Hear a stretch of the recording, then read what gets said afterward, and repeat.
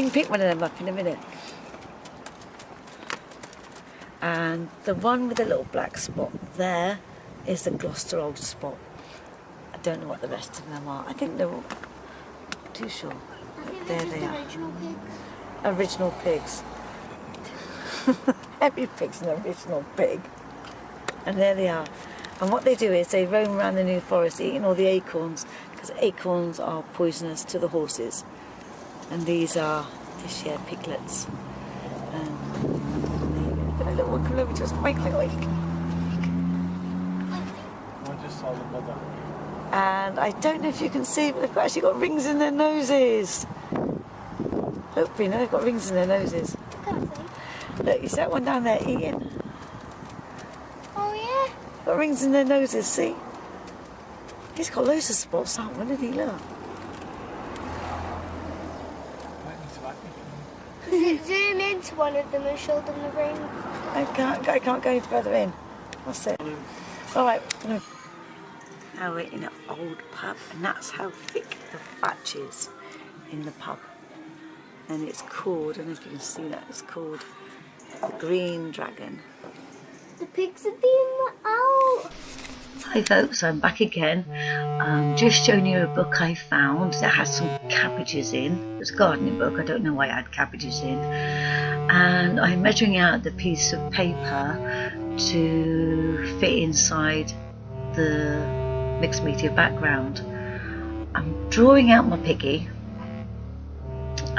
It's not the easiest thing to draw when you're doing it face on, because they're quite a snout and they're quite chubby, and I did get a little bit interrupted when I was drawing it, because we've got open studio and we're preparing for that, and Eddie's doing some odd jobs to get it underway, and he needs my help. I've drawn the lines across the face in an arc for the eye and the nose. Remember, the face is always 3D, it pokes outwards. Again, I'm showing you with my hands.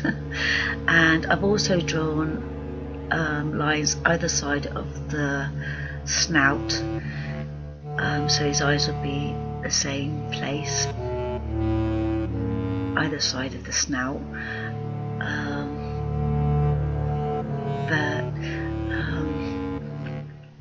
it was a bit of a difficult one for me to do this time. I'm in my studio, needed some quiet time because my dad's had an operation at the end of the week, and it's a big operation. My dad's got cancer, and so we're all a little bit stressed out at the moment. But I needed to go in there and I needed to get things done. So it's been a bit of a respite, although I did have a bit of a headache when I'm doing them, but I do hope you enjoyed the process anyway. I just used an ordinary acrylic paints on him, just a selection of pinks and browns, and grey, and I'm just shading him in now as I go with each ear, doing each ear one at a time. And I'm just going to do the overall flesh tone in a beige, I think it is.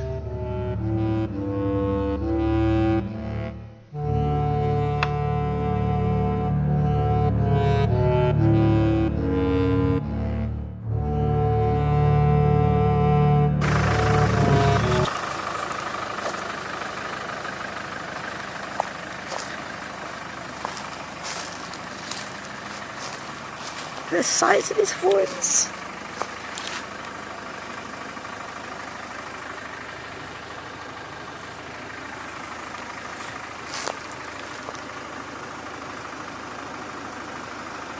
That's incredible. Whoops. And there's a Land Rover.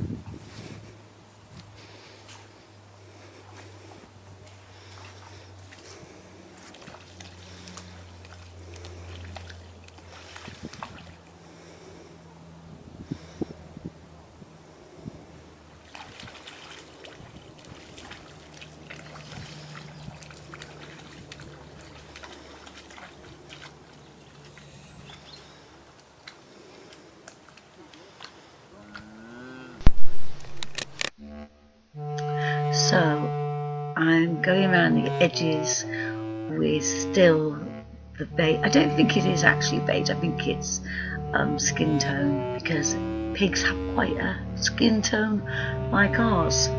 So I'm just shading in the areas.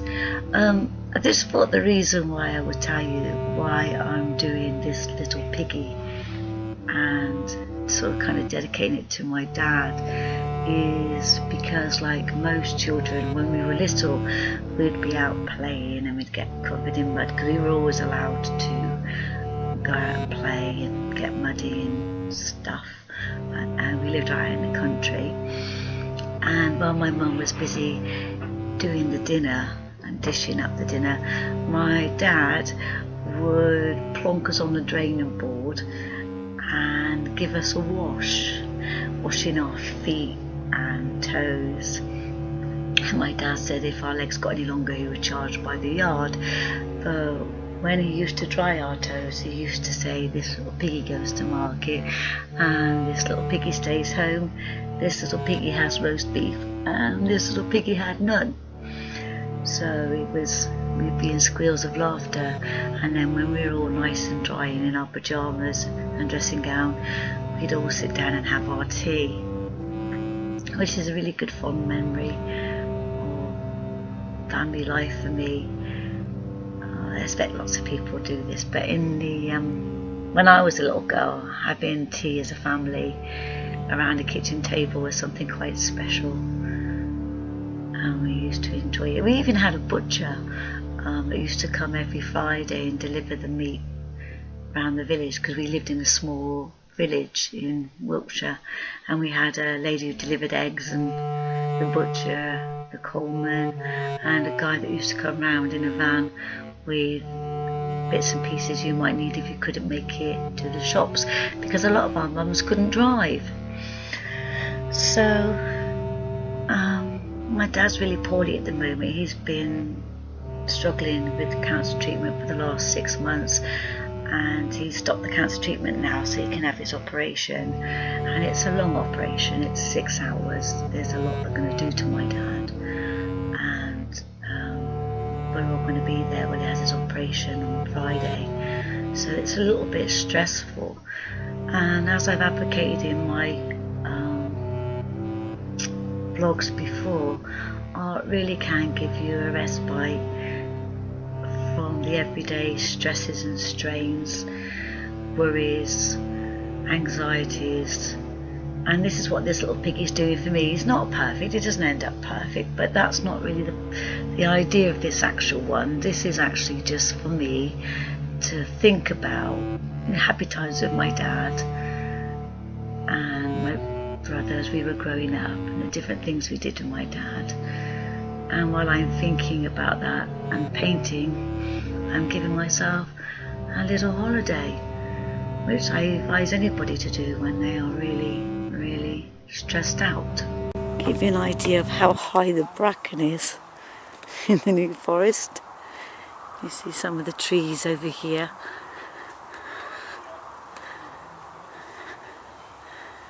And there are gaps in the forest where the sun and the grass grows. Look at this tree.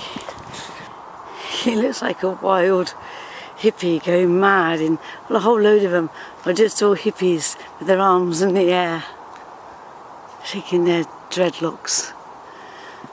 It's probably better for me to see this than you, but they are quite a cool little line of hollies. Look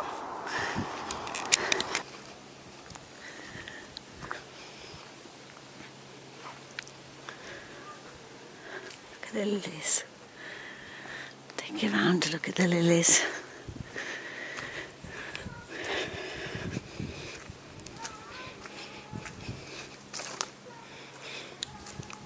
See the lilies?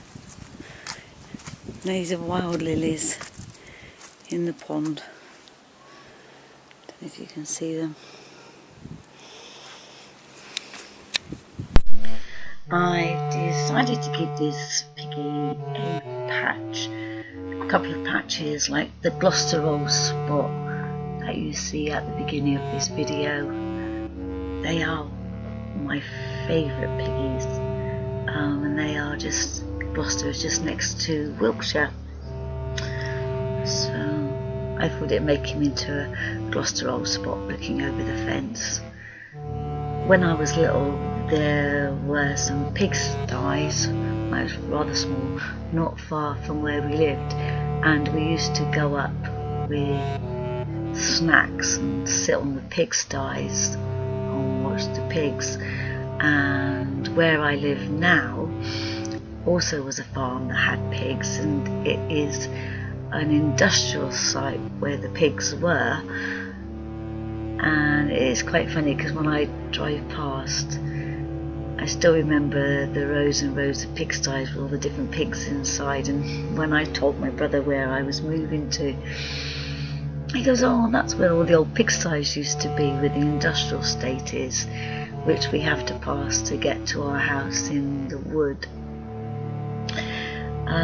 There are pigs in the New Forest. They're usually released about this time of the year because they eat all of the acorns on the ground, and if anyone with ponies know, acorns are poisonous to ponies, and apparently, I don't know, but they say that the pork tastes really nice when it's got acorn in it. I don't know. I do eat bacon and pork chops, but that's about my lot. I don't even eat that very often. So I'm going over with a pencil to give some more detail, and I'm smudging it out with a cotton wool bud. I did try to use my mechanical pencil, but for some reason, because I was a little bit stressed, every time I tried to fill it up it wouldn't work, and I couldn't get my head round how it worked, so I didn't manage to fix my mechanical pencil in time. Don't know how you can see, but the views of just barrenness and woodland, barrenness, woodland. I'm going to take you to an old dead oak tree. See how green that is there? It's got no heather. And we're going to cut to an old oak tree that you can see for miles, and it's planted with all different types of trees all the way around it. I'll just show you the lichen growing on this tree. Fabulous. It is a silver birch. Maybe 1.5 to 2 turns. That's a really cool tree, isn't it, Dad? Yeah. I love the way the texture is. And the feel. One thing about the New Forest is you find lots of oak trees. This is an oak tree planted with holly. So for all of you that have witchy tendencies, this is quite symbolic in this part of the New Forest, where this is a holly tree that's growing upside of the oak tree. I'm sure there's some reason for that, some pagan reason, but I don't know it. Yeah. And there in the distance, if I zoom in, you can see some more fallen trees. And there's an example of oak trees with holly. And there's also hawthorn here. I would say this was a witch's circle because of the different trees that are here. And here is the most magnificent oak that's died. It's my favourite tree in the whole of wood, and there's like thousands of acres of wood, but I love this tree. It's died. But the shapes are absolutely fabulous on this dead tree. Look at that, looks like a dragon's head coming down. There's his eye.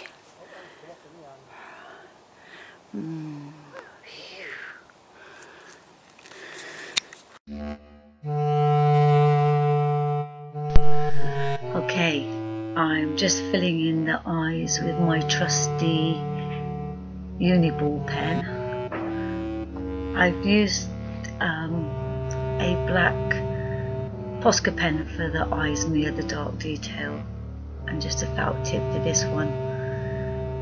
He's coming along a little bit, and using a bit of colour pencil just to do a little bit of variation with the colour.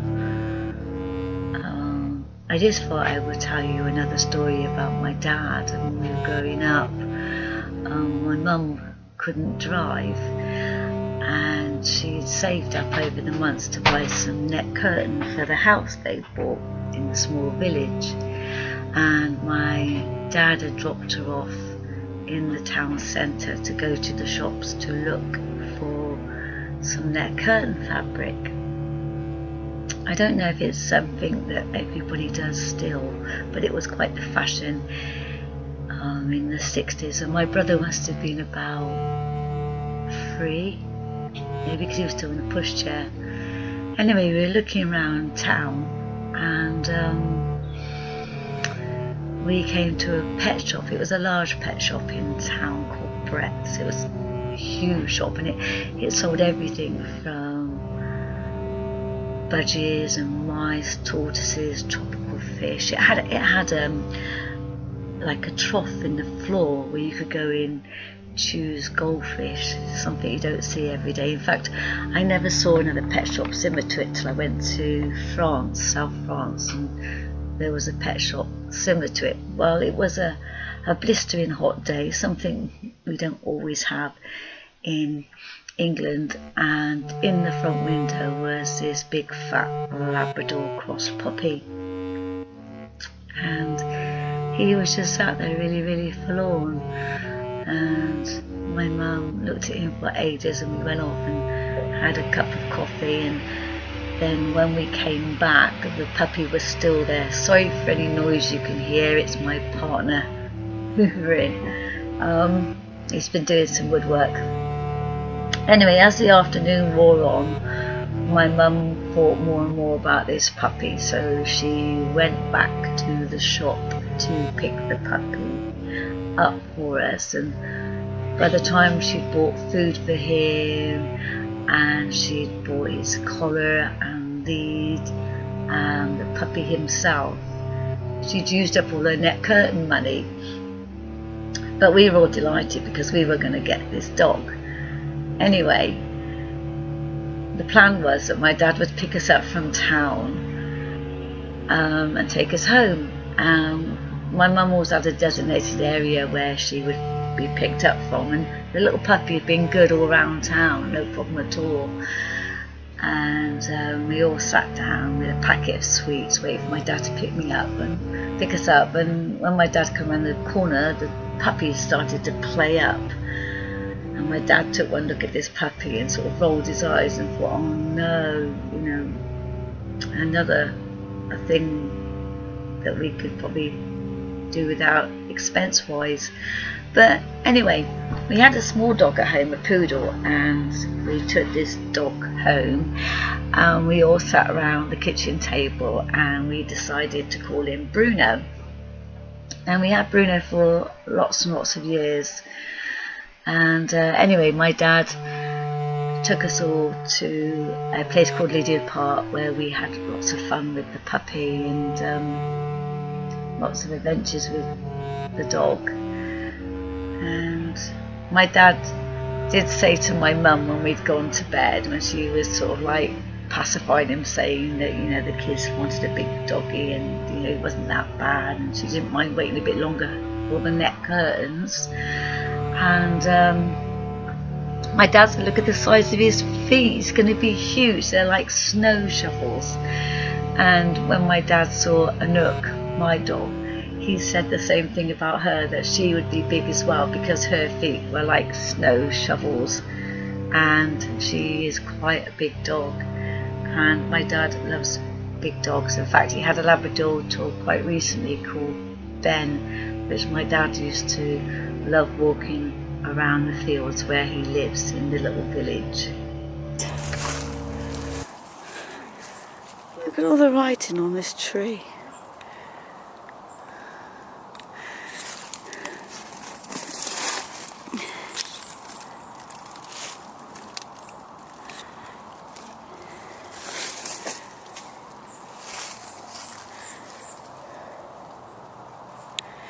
tree's fallen down and people have written all over the tree.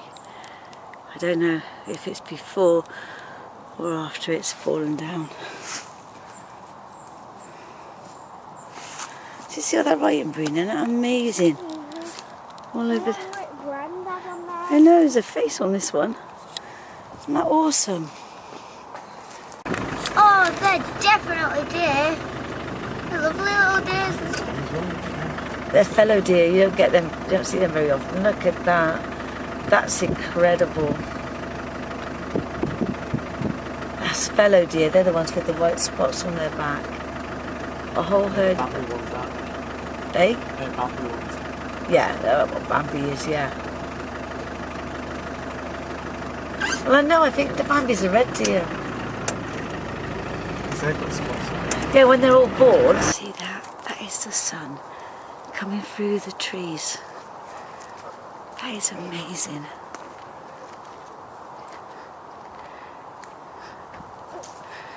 It looks like it's on fire.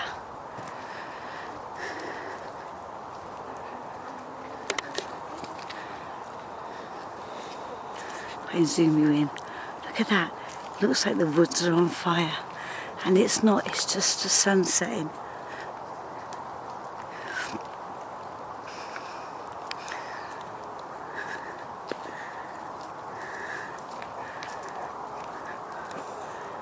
Brilliant stuff. And you can see the sun setting on the woods. Just a minute ago, I accidentally swore. That's when we saw the roe deer coming out.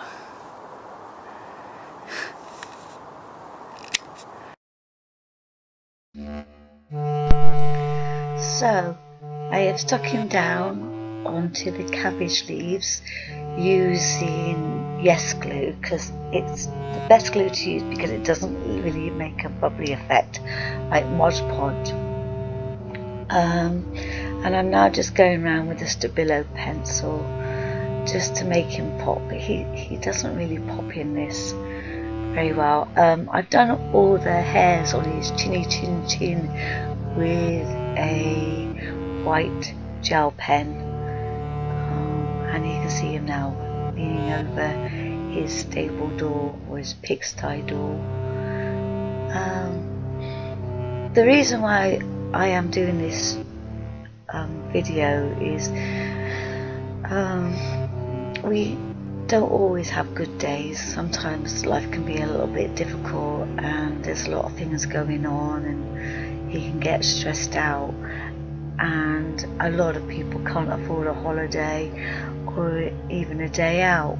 But if you've got just a few art supplies, a magazine, you know, you don't have to be brilliant at art.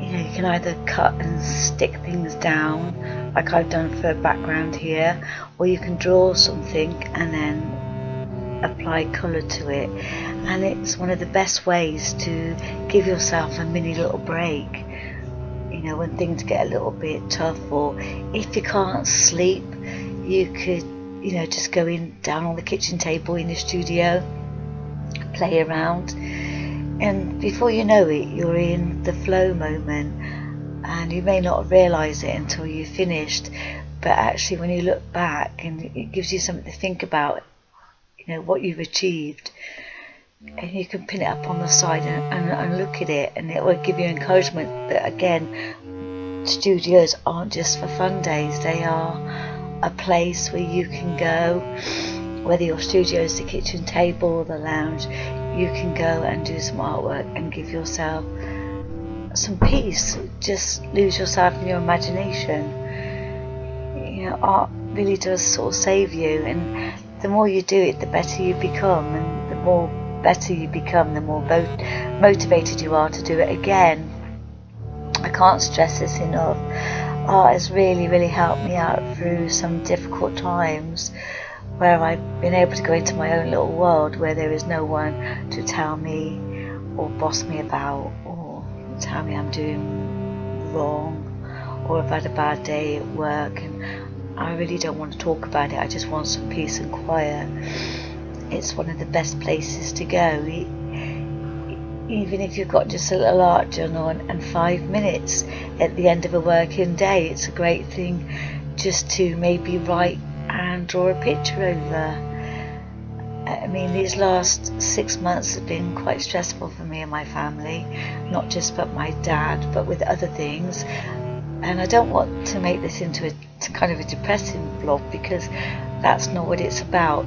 It's just showing you that, you know, this pig has allowed me to have some memories, have brought back some memories of my childhood, of my dad, and where we've lived, and also a nice holiday that I managed to have. We had 4 days away in the New Forest, and so that was really lovely. So he's also a record of the trip we had there with my heart daughter Brina and my partner Eddie, and we did have a lovely time, and we did see some pigs, and just keeping my skills in just to draw other animals. I mean, pigs aren't something I draw every day, and so that's fun to have done this little piggy.